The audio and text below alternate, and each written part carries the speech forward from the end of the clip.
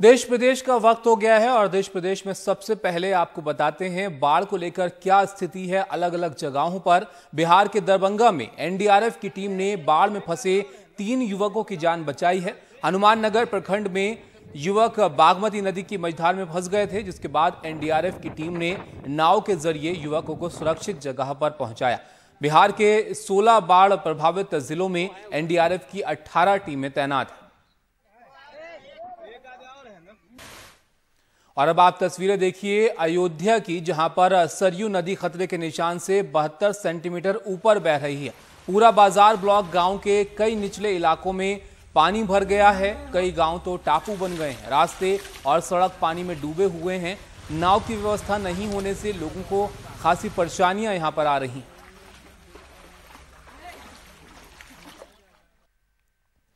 आए दिन चमोली में हो रही बारिश अब लोगों के लिए बड़ी मुसीबत का सबब बन गई है। बारिश और भूस्खलन की वजह से जिले में करीब 16 किलोमीटर लिंक रोड जगह जगह टूट गया है। चमोली उखीमठ राष्ट्रीय राजमार्ग 107 लगातार बाधित चल रहा है। जाहिर है इलाके के लोगों को आवागमन में भारी परेशानी हो रही है।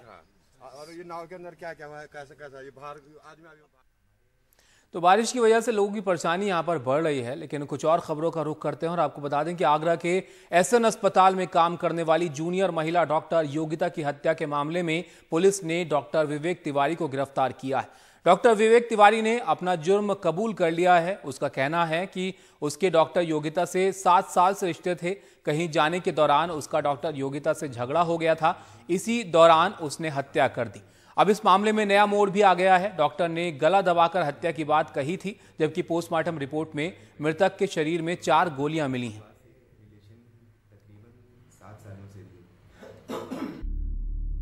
Doctor Yogita SN medical college से एमडी कर रही थीं। किसी ने सोचा भी नहीं था कि उनकी हत्या भी हो सकती है। बुधवार की सुबह उनकी जख्मी बॉडी एक हाईवे के पास झाड़ियों में मिली। बाद में उनकी पहचान हुई। योगिता के घर वालों ने उनके साथी डॉक्टर विवेक पे हत्या का शक जाहिर किया। ये जानकारी प्राप्त हुई कि डॉक्टर योगिता गौतम का दोस्त जो उनके साथ एमबीबीएस भी किया हुआ है, डॉक्टर विवेक तिवारी, जो आजकल जालौन में मेडिकल ऑफिसर है, उनकी जान पहचान थी और फ़ोन पर डॉक्टर विवेक तिवारी के द्वारा पूर्व में कई बार धमकियां दी गई है। एसएन मेडिकल कॉलेज के डॉक्टर योगिता के साथी डॉक्टर्स ने उनकी याद में कैंडल्स जलाकर उन्हें श्रद्धांजलि दी। उधर पुलिस की टीम ने जालौन से डॉक्टर विवेक को पकड़ लिया। इनकी जान पहचान विगत 5-7 सालों से थी।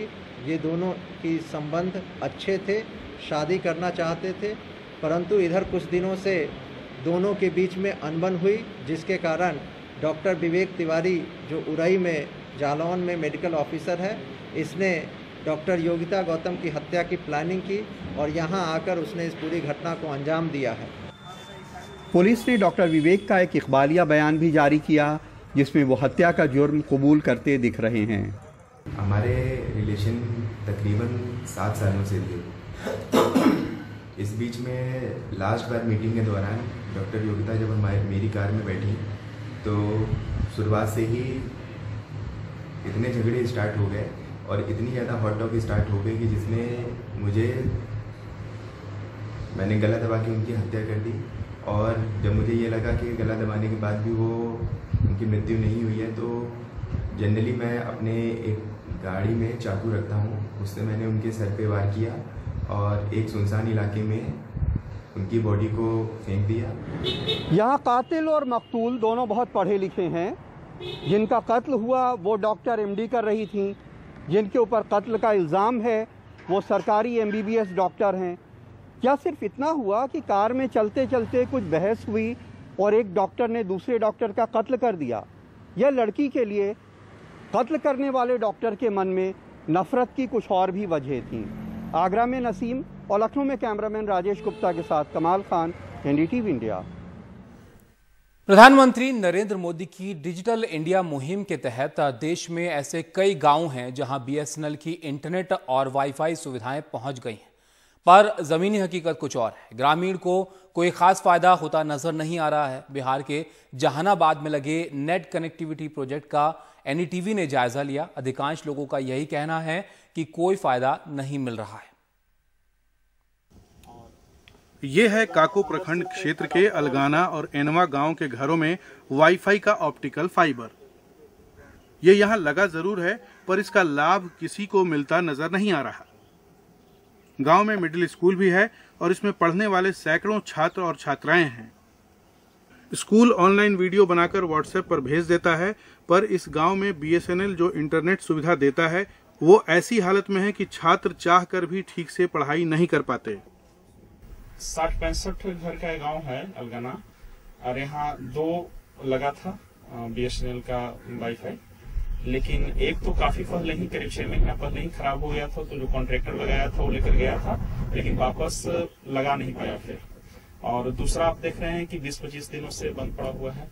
इसका फायदा नहीं के बराबर बच्चों को। अलगाना गांव के लोगों ने बताया कि इस प्रोजेक्ट के तहत वाईफाई शुरू किया गया। करीब 60 से 65 घरों वाले इस गांव में 2 ऑप्टिकल फाइबर लगाए गए थे। इनमें से एक तो कुछ ही दिनों बाद खराब हो गया, दूसरा चालू तो जरूर है, पर इसका फायदा किसी को नहीं मिल रहा। लॉकडाउन में बच्चों की पढ़ाई ऑनलाइन शुरू हुई तो लोग निजी मोबाइल से ही इंटरनेट का फायदा उठा रहे हैं। वहीं इनवा गांव के लोगों ने बताया कि गांव में 5 ऑप्टिकल फाइबर लगाए गए हैं, जिसमें 3 खराब हैं, 2 चालू हैं, पर नेट कनेक्ट ही नहीं हो पाता। कभी कभी लोग इसका फायदा उठाते हैं, ज्यादातर कनेक्ट ही नहीं हो पाता, जिससे लोगों को परेशानी होती है। 4-5 घर मतलब लगा हुआ है और वही नेटवर्क कभी कभी आता है, कभी कभी चलता है, फिर बाकी समय तो नहीं चलता है। दिक्कत यह आती है कि पासवर्ड जो भी मिला है हम लोग को डालने के लिए वो डालते हैं तो पासवर्ड इनकरेक्ट बताता है और can not connect this network बताता है, और कभी कभी मतलब कनेक्ट हो जाता है तो लिमिटेड बताता है और चलता नहीं, कभी कभी मतलब थोड़ा बहुत चलता है। तो इधर उधर बच्चा लोग कोठा पे जाके कहीं इधर जाके उधर जाके मतलब जैसे तैसे करके पढ़ाई अपना धीरे थोड़ा बहुत करते हैं कम्प्लीट। एनवा जैसे गांव के छात्र और ग्रामीणों का कहना है कि कुछ घर में कनेक्शन तो लिया गया, लेकिन फिर सब बंद हो गया। फिलहाल तो हमारे मतलब जो ये में है, नजर में है, तो 2 डिवाइसेस चालू हैं यहाँ पे। बाकी चालू होते हैं, बंद होते हैं, यही होते रहते हैं। ऐसे में क्या दिक्कत होती है? कनेक्ट रहता है, कुछ काम का चीज ही हम इंटरनेट पे देख रहे हैं या पढ़ाई का ही चीज कोई लड़का लोग देख रहा है, उससे क्या होता है कि देखते देखते अचानक से नेटवर्क चला जाता है। अब सबको इंतजार है कि आखिर ये सुविधा कब बहाल होगी, क्योंकि फिलहाल तो कोई फायदा नहीं हो रहा। जहानाबाद से कैमरामैन हबीब और मुकेश के साथ मनीष कुमार, एनडीटीवी इंडिया के लिए। इंदौर में एक सुनार की दुकान लूटने की कोशिश की सीसीटीवी फुटेज वायरल हो रही है। सराफा बाजार में एक बदमाश व्यापारी बनकर आया। अचानक उसने सुनार की आंखों में मिर्ची झोंक दी और सोने का पैकेट लेकर भागने लगा, लेकिन लोगों ने उसे मौके पर ही रंगे हाथ पकड़ लिया। लूट की घटना दुकान में लगे सीसीटीवी कैमरे में कैद हो गई।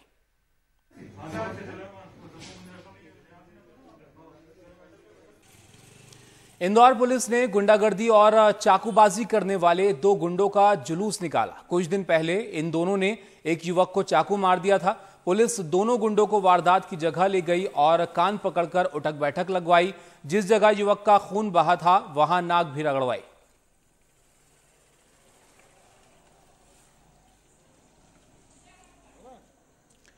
इंदौर लगातार चौथी बार देश का सबसे स्वच्छ शहर बन गया है। स्वच्छ सर्वेक्षण 2020 में गुजरात का सूरत दूसरे, जबकि प्रधानमंत्री का संसदीय क्षेत्र वाराणसी गंगा किनारे बसे शहरों में सबसे स्वच्छ आंका गया है। In the category of population of more than 1 lakh, Indore ने लगाया सफाई का चौका। भारत की सबसे साफ शहर का पुरस्कार जाता है एक बार फिर इंदौर को। इंदौर के लिए खुद पर नाज करने की घड़ी है। 1 लाख से ऊपर की आबादी वाले शहरों में ये देश का सबसे साफ सुथरा शहर है। लगातार चौथे साल इसे ये खिताब मिला है।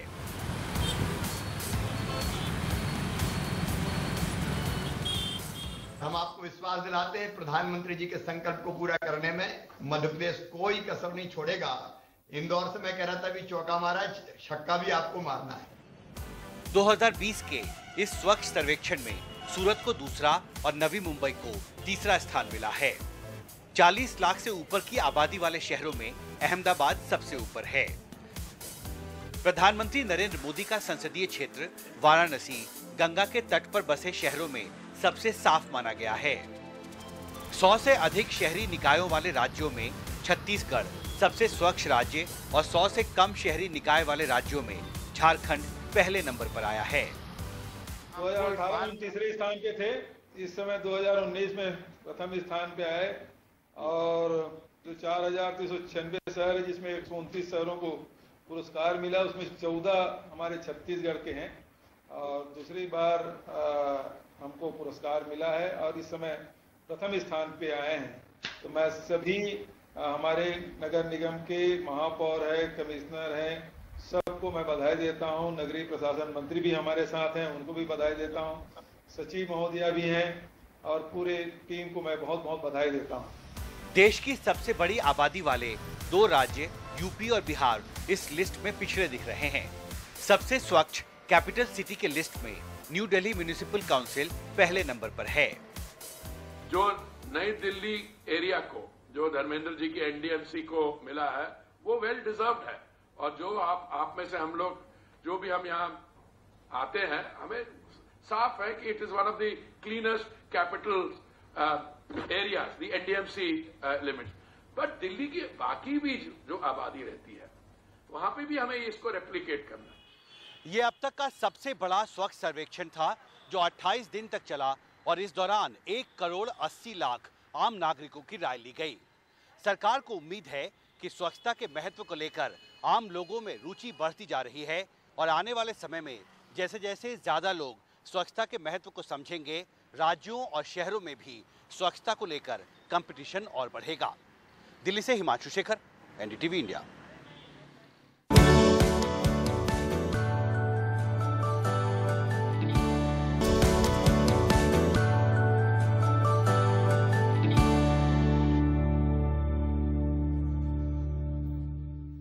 मध्य प्रदेश में 27 सीटों पर उपचुनाव के पहले कांग्रेस और बीजेपी के बीच राम भक्त बनने की होड़ लगी हुई है। राज्य के अखबारों में गुरुवार जारी एक विज्ञापन ने प्रदेश की राजनीति गरमा दी है। कांग्रेस की ओर से अखबार में दिए गए विज्ञापन में पूर्व प्रधानमंत्री राजीव गांधी को उनके नाम मंदिर की नींव रखने वाला उनको बताया। राजीव गांधी ने साकार की थी राम राज्य की कल्पना, अयोध्या में राम मंदिर निर्माण की रखी थी नींव।